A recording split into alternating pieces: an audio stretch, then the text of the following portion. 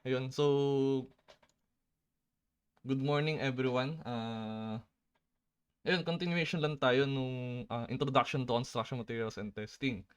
So for today, i-discuss ko naman yung ano lang, yung AASHTO. So kung ano ba yung AASHTO and yung stress and strain diagram. So I think alam niyo na rin naman siya pero di-discuss pa rin natin. And then activity about dun sa familiarization sa mga construction materials testing instruments and apparatus. So, yun nga. So, as I mentioned, AASHTO. So, AASHTO is the American Association of State Highway and Transportation Officials. It is a non-profit, non-partisan association representing highway and transportation departments in the United States and Puerto Rico. It represents five transportation modes: air, highways, public transportation, rail, and water. Its primary goal is to foster the development, operation, and maintenance of an integrated national transportation system. So, halimbawa, yung mostly kasi nga na nakikita natin is yung ASTM, 'di ba? Alam natin na parang group of engineers din lang sila para lang ma-unify yung standards nila. So, halos gano'n din dito kay AASHTO, gano'n din sila. Pero sila, unlike unlike ASTM, so more on transportation lang talaga sila. And then, yun nga, US lang siya typically. So, how AASHTO came to be? So, nag-start sila noong November 1914 when 14 state highway engineers met at the Georgian Terrace Hotel in Atlanta to discuss the creation of an association that would address the unique concerns of the public officials responsible for the getting America out of the mud. So they agreed to form the American Association of State Highway Officials as a forum to address highway issues and to promote state priorities at the national level. The engineers also called on all their colleagues to attend the new association first official meeting the following month in Washington, D.C. So, a brief history lang nung pagkakabuo nila. And then, ayun. So, yun nga, ano ba yung ginagawa nila? So, they make standard specifications for transportation materials and methods of sampling and testing. So, AASHTO publishes another set of specifications, so maliban sa ASTM, that precasters may often reference in manufacturing and quality control of their product. So, the standard specification for transportation materials and methods of sampling and testing. So the latest version is I think hindi ko lang sure kung ito pa rin nga is the 30th edition that contains 414 material specifications and test methods commonly used in the construction of highway facilities, including 10 new and 69 updated specifications and test method. So, ayun, ang kaibahan lang talaga niya is kaya ay ASTM is mas focus lang talaga siya sa sa anything related sa transportation. So mostly ang mga materials na sinasabi nila dito is yung mga asphalt, so para sa road. So asphalt sa road, yung mga halimbawa sa rails naman, halimbawa yung mga ballast, so yung mga parts ng rail system. So sila yung focus doon. Ah, so yun, ano din, yun nga, dahil nga meron halos si AASHTO at si ASTM, may mga ilan silang standard na nag-overlap. So, make sure lang na kapag, halimbawa, na-assign kayo sa paggagawa ng isang kalsada or isang structure, anything structure, and then nakalagay doon na may specific AASHTO code or parang material specification na AASHTO yung code na ni-require. So, dapat kapag pinocure nyo or humanap kayo ng material na yun, dapat AASHTO rin mismo yung talagang ginamit nilang material spec. So, hindi pwede sabihin na, tulad naman yan ng, sa ASTM. So, ASTM na lang yung ASTM na lang yung gamitin natin. So, hindi siya ideal na ganun. Kasi, may cases talaga na specific. na AASHTO code yung parang gagamitin. So, sa atin dito sa Construction Materials and Testing, we are going to focus as much as possible sa ASTM code. So, yung mga gumagawa ng report, as much as possible, wag na kayong gumamit ng AASHTO or hindi man gumamit pero kung ang mas maganda talaga is humanap kayo ng ASTM code. So, kasi ayun din, nung may nagpa-check sa akin na reporter, I'm not sure kung ditong section, pero ang nahanap niya naman is IS. So, is Indian Standard. So, India siya. Focus sa India. So, tayo naman, kaya nag-focus tayo sa ASTM, yun nga, again, is sa ASTM, more on global din talaga siya. So, pasok siya sa lahat ng standards for global.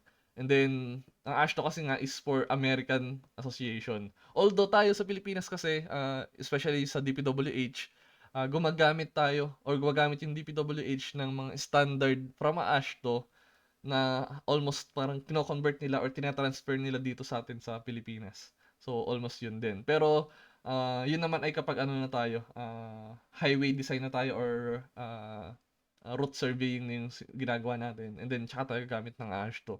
So, for now, dito sa discussion natin ng iba't ibang materials, ASTM yung hanapin natin. So, kung IS yung lumabas or Indian standardization, hanapin natin yung equivalent ASTM nun. So, yun. To continue, ayan. So, ano ba yung main difference? Yung mga parang basic difference lang ni AASHTO and ASTM. So, si ASTM develops from previous lectures, develops their standards through a consensus process of its members. And these standards are used throughout the world. So, yun nga yung keyword natin dyan kay ASTM kasi. So, throughout the world yung paggamit kay ASTM. So, the ASTMs are used as standard. ASTM standards are used by manufacturers to define. Sorry. So, ASTM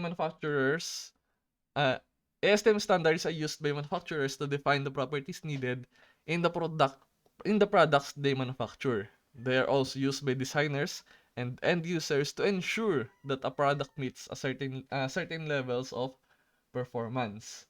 So, AASHTO naman sa kabilang banda has standards that have been developed by subcommittees with representation from the Departments of Transportation across America as well as the federal government.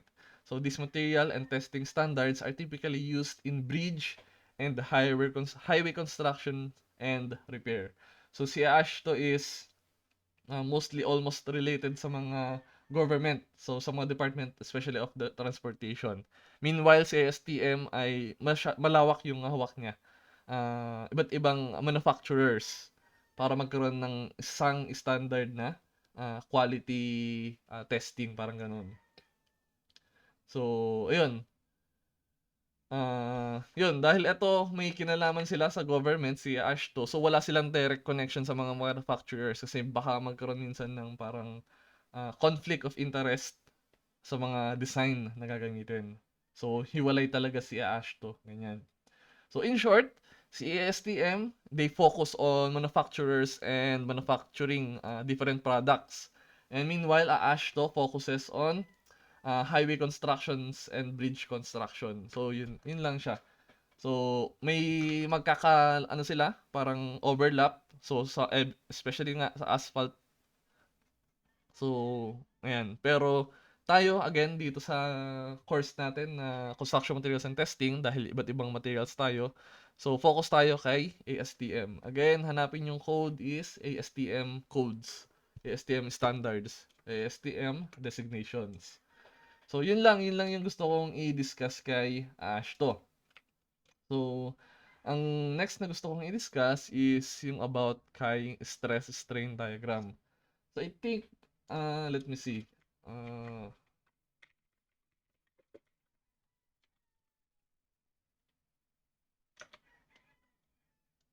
Yan, yung checklist nyo. So, kayo ay third year. Third year, first sem. So, I think meron na kayo ng no? Ayun, may deformable na kayo. Dynamic. So, I think alam niyo na to, basically. So, gawin na lang, parang fast review na lang siya. So, stress strain diagram. So, paano ba tayo kung gumagawa nun? So, suppose that a metal specimen is placed in a tension compression testing machine. So, ayan, parang ganito halimbawa. So, this is a tensile siya, itetest. As the axial load is gradually increased in increments, so that axial load is the tensile load, the total elongation over the gauge length is measured at each increment of the load, and this is continued until failure of the specimen takes place. So, ayan, etong nasa left side ito yung parang gauge. So, siya yung nagme-measure kung ilang millimeter or ilang micrometer yung changes sa length nung material na yun. So, ano siya, electronic, and then syempre mas accurate nga siya. So, knowing the original cross-section area, so cross-sectional area ng material na to, and the length of the specimen, the normal stress, and the strain can be obtained. So, the graph of these quantities with the stress along the y-axis and the strain along the x-axis is called the stress-strain diagram. So, the stress-strain diagram differs in form for various materials. So, yun nga. So, habang nagmo-move siya, syempre humahaba, and then may yung force nga na na-apply is maigagraph natin siya sa parang ganitong way. So, this diagram shown is the stress-strain diagram for a medium carbon structural steel. So, metallic engineering materials are classified as either ductile or brittle materials. So, a ductile material is one having relatively large tensile strain up to the point of rupture, like structural steel and aluminum. So, I think this is considered as ductile. Whereas brittle materials has a relatively small strain up to the point of rupture, like cast iron and concrete. So, nababasag agad siya. An arbitrary strain of 0.05 millimeter per millimeter is frequently taken as the dividing line between these two classes. So, ayun. Let's break down again natin. So, parang review lang natin anong-ano ba yung mga part nito. So, first is yung proportional limit. So, this first point. So, proportional limit or the Hooke's law. So, from the origin O, so ito siya. From this origin, so from this point, so palitan natin ng kulay. So, from this point, the stress strain curve is a straight line. So, hanggang dito sa proportional limit ngayon, so straight line to. So, siya ay straight line. So, may slope siya. So, this linear relation between the elongation and the axial force causing was first noticed by Sir Robert Hooke in 1678, and therefore it is called the Hooke's law. So, that sabi dito, within the proportional limit, so within dito sa area na to, sa line na yan, stress is directly proportional to strain, or so yun nga, stress is directly proportional to strain, or simply para i-convert lang natin sa equation, sa equality, gagawin natin siya ng K. So yung constant of proportionality K, so yung K na yun is called the modulus of elasticity. So kino-convert natin siya as E, or pwede rin tawagin na Young's modulus. So equal siya sa slope and is equal to the slope of the stress strain diagram from O to P.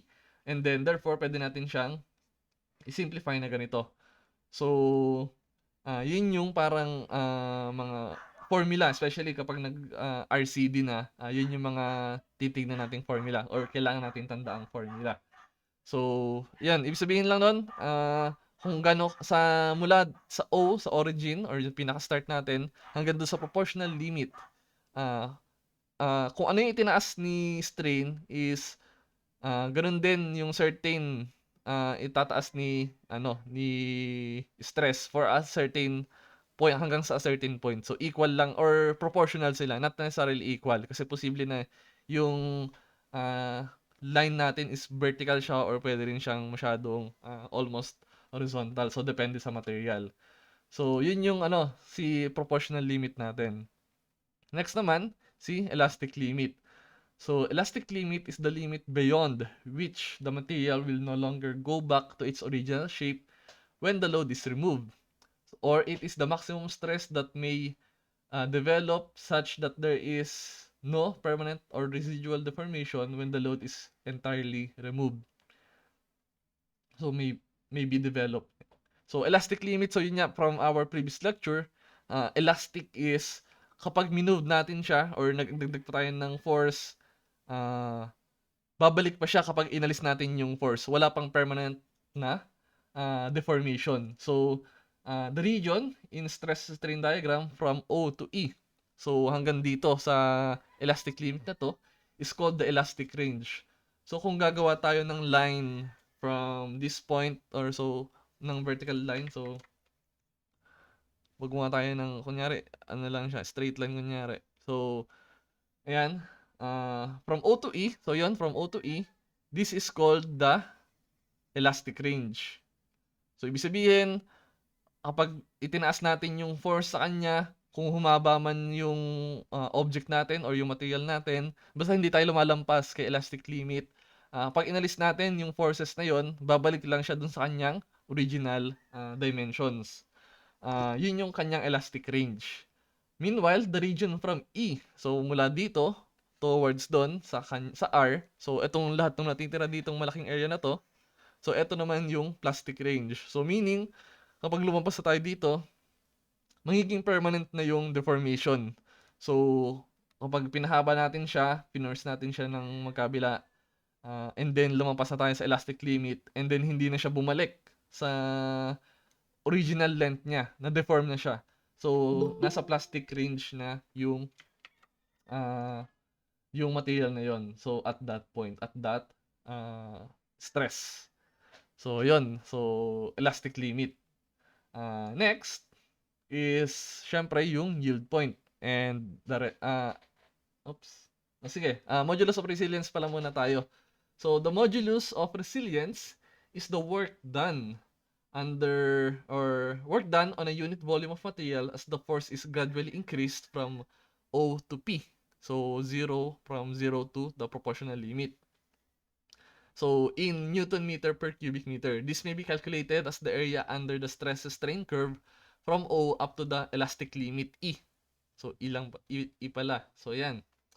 Although maliit na lang kasi minsan yung typical distance niyan. So, E. So, the shaded area in the figure. So, the resilience of the material is its ability to absorb energy without creating a permanent distortion. So, ayan. So, later on, makikita natin ano ba yung iba't ibang itsura ng stress strain curve ng iba't ibang material. So, titingnan din natin kung ano yung epekto since, 'di ba, para makagawa ng steel, yung iron natin dinadagdagan natin siya ng certain percentage of carbon, parang ganoon, para maging ano. And then syempre, kada percentage nun is may effect sa stress strain diagram and therefore sa modulus of resilience niya. So, ayun. So, dahil alam natin, typically, yung ano nito, yung slope nito, 'di ba? Parang basically triangle lang 'yan. And para dito naman, excuse me, para dun sa maliit na parang kasi, ano na yun eh, hindi na siya proportion. Itong point na to, kapag pinalaki, siguro, pinalaki halimbawa, almost para siyang curve na rin eh. So, hindi na siya, kagaya nito na, ano, na proportional or linear. So, gagamitan na siya ng calculus.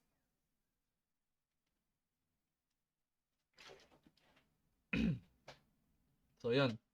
And then, computin lang yung area nun. So, i-add lang natin siya. And then, next is yung modulus of toughness naman. So, yung modulus of toughness, nabura ko pala yung about sa elastic yield point and rupture. So modulus of toughness, the work done on a unit volume of material as the force is gradually increased from O to R in Newton meter per cubic meter. So this may be calculated as the area under the entire stress strain curve from O to R. So lahat-lahat. It is the toughness material is its ability to absorb energy without causing it to break. So yung una, yung ability of material to absorb energy without permanent deformation. So yun yung modulus of resilience. And then yung modulus of toughness naman is the ability to absorb energy without causing it to break. So yun yung rupture niya nga dito. So Yun din, kukumpitin din yung area niya. So, normally naman, yan kasi nga is graph naman yan. So, meron tayong data. Magkakaroon tayo ng data from bawat point niya para makuha natin yung yung mismong mga value or yung mismong area niya kapag pina-compute sa atin. So, next naman is si ano, ah ayan. So, yun yung sinasabi ko kanina na ah iba't ibang material. So, these are the typical uniaxial stress strain diagrams for some engineering materials. So, glass and chalk. So, ano siya? Brittle siya. So, brittle. Kapag brittle, ang taas nung ano niya, nung initial na force. And then, wala siyang elastic limit. Kasi syempre, pag once na wala yung pa-curve niya, di ba? Wala yung curves dito. Kasi syempre, hindi siya hindi siya nagkakaroon ng deformation. Instantly, pag na-reach niya na yung maximum stress niya, nabuputol na, nag-rupture na agad siya.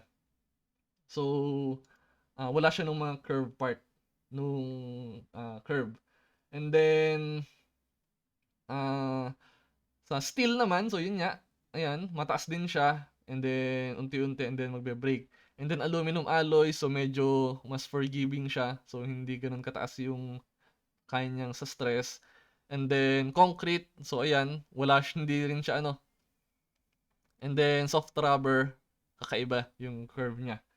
So, yan yung mga parang difference ng mga iba't ibang material. And then, next naman is yung modulus of elasticity. So, yung kino-compute under area. So, ito naman yung mga typical values niya. Typical modulus and Poisson ratio values at room temperature. So, dito lang naman muna tayo focus sa modulus of elasticity. So, ang pinakamadalas nyo nakikita dyan for sure is itong steel. So, 200 GPa. So, yan yung madalas natin alam. So, in case na kailangan or tignan, so, nandito naman, makikita natin dito yung iba't ibang modulus of elasticity. So, ayan. Ayun. And then, again, dito naman sa effect ng carbon content sa steel. So, this is the tensile stress strain diagrams of hot rolled steel bars with different carbon contents. So, makikita nyo dyan, 0.9% lang ng carbon content. Sobrang taas na yan nung nangyari. So, ayan, makikita natin yung iba't ibang dito, behavior ng steel with different carbon content. Yung pinakita kanina, yung mild steel is between dito sa dalawang to. So, mild steel has a carbon content of typically between 30% or 30 to 60. Ang alam ko 0.3 to 0.6. So, ito yung mild steel na kanina pinakita. So, kung babalikan natin just to roughly explain again or roughly review saan ba yun? Roughly review yung yield point, ultimate strength, and then yung rupture strength point. Basically, lang siya. So, yung yield point is the point at which the material will have an appreciable elongation. So, parang bibigla siya. Kung mapapansin nyo kasi almost halos parang siya, yung horizontal na yung travel nung line na yon. So, sa yield point parang hahaba siya, although hindi na nadadagdagan yung stress, humahaba siya at a constant pressure lang. Humaba siya, parang ganon. So, yield po again, appreciable elongation or yielding without any increase in load. So, hindi siya nag-increase ng load or yun nga, and then pero nagmo-move yung stress or yung strain natin na x-axis. So, parang nagle-level siya dyan. Humahaba pa rin siya. And then, after nun, kung natatandaan niyo yung natin, yung term natin kanina last lecture na strain hardening. So, after a certain point, titigas ulit siya. So, hindi ulit siya mag-elongate, pero may itataas ulit natin dito yung stress niya. So, parang yun yung nangyari dito, although yung ganyan yung parang sa strain hardening. So, hanggang sa maabot niya yung ultimate strength. So ultimate strength is the maximum ordinate or the y-axis. So yung highest level niya sa y-axis, yun yung kanyang ultimate strength na kaya niyang i-achieve. And then, however, pagdating ng certain time is mag-elongate kasi siya na mag-elongate. So, ang tendency nun is bababa yung stress niya. Ito yung kasi yung actual talaga ito yung nangyayari sa dapat bababa and then hanggang kay rupture strength. So, ito na yung material na magbe-break na siya. So, mapuputol na siya. And then, ayun, actual rupture strength niya syempre is nandito. Kasi syempre habang hinihila mo yan, habang nagpe-perform yung test, actually dapat talaga is tumataas pa rin yung stress. So however kasi due to hindi natin na maintain kasi nga yung stress, yung material natin, nagbe-break talaga siya, nag-elongate siya, nagne-necking yung tinatawag. So kung necking is yung from our so yung necking ayan, so kita nyo parang nagiging siya diyan, numinipis, nagiging payat, so nag-iiba yung area niya. So ayun. So later on titingnan din natin yung yung iba pang epekto nung sorry. Yung yan sinasabi ko? So yun lang yung yun lang pala yung about sa gusto ko i-discuss.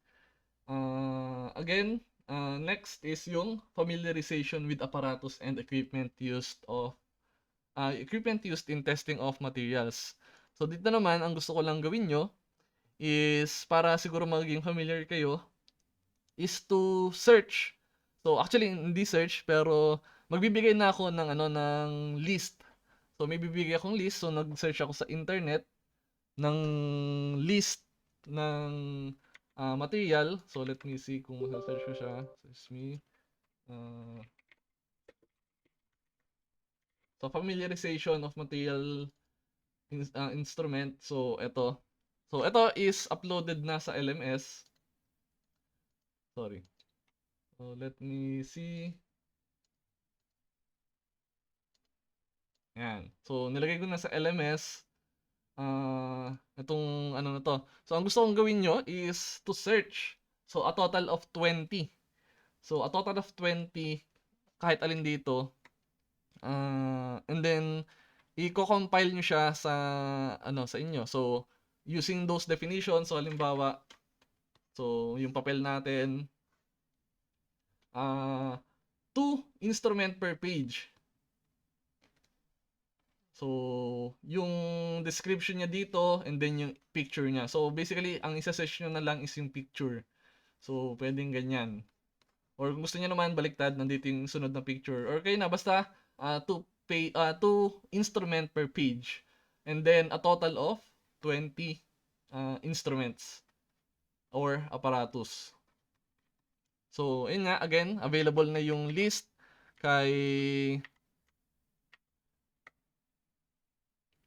available na yung list sa LMS natin, so search nyo na lang. So, ano ba yung Proctor mold? Ano ba yung cone penetrometer? Ayan. So, ano ba yung hydrometer? So, ayan.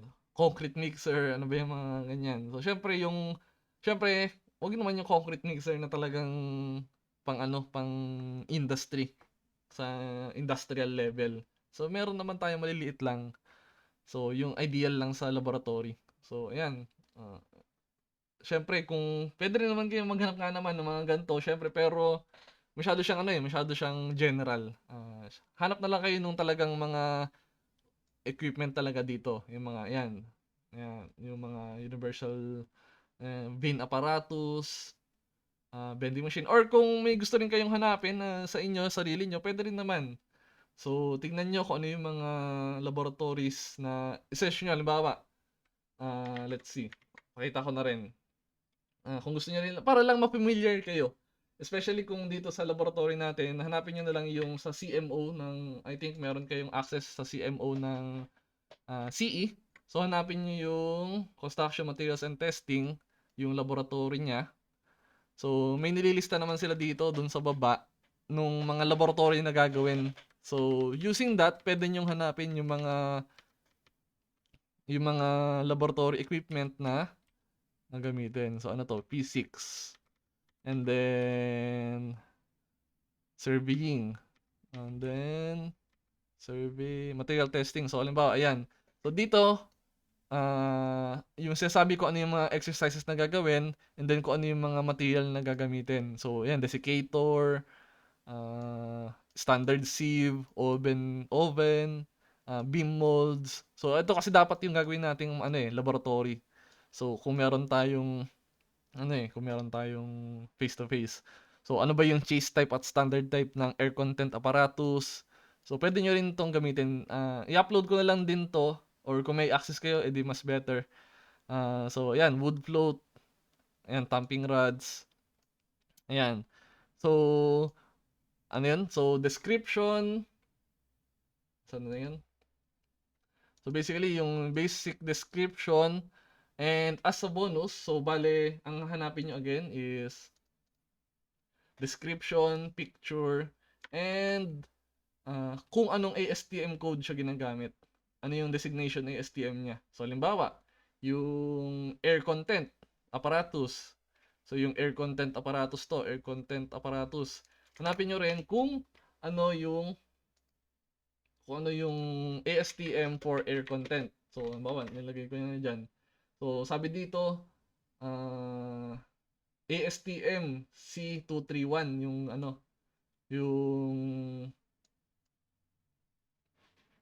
yung paggagamitan. So, by pressure method to. So, tignan nyo, makikita nyo naman siguro dito yung mga standards or materials ata na gagamitin. So, ayun, tignan nyo na lang. Parang ganun lang. So, hanapin nyo yung designation. So, ayun. May susubukan lang ako to have an access. So, wait lang Kasi nga, again, as 'di ba sabi ko, binibili talaga yung ASTM codes natin. So, wala tayong easy access sa ganyan. Unless yung mga luma na outdated na. So, yun, pwede yun. Kaso, syempre, yung iba nating mga codes, maganda na maano rin natin, makita natin. So, may sinusubukan lang ako to get an access. Kaso mukhang hindi siya pwede. So, anyways, so siguro lalagyan ko lang din ng ah, written explanation na lang din sa LMS for the assignment para mas malinaw din or kung may questions din yung iba in case na hindi nila mapanood or hindi nila ma-access itong video kasi i-upload pa. So, yun lang. So, 30 minutes, yun lang yung di-discuss for 30 minutes. Gagawin yung assignment for the rest of the hour. Pero yung deadline naman nito is up until, sa weekend or weekends. Sa Thursday pa. So, yun lang naman yung natin. Yun lang yung discussion or addition for today. Next week, as per napag-usapan natin,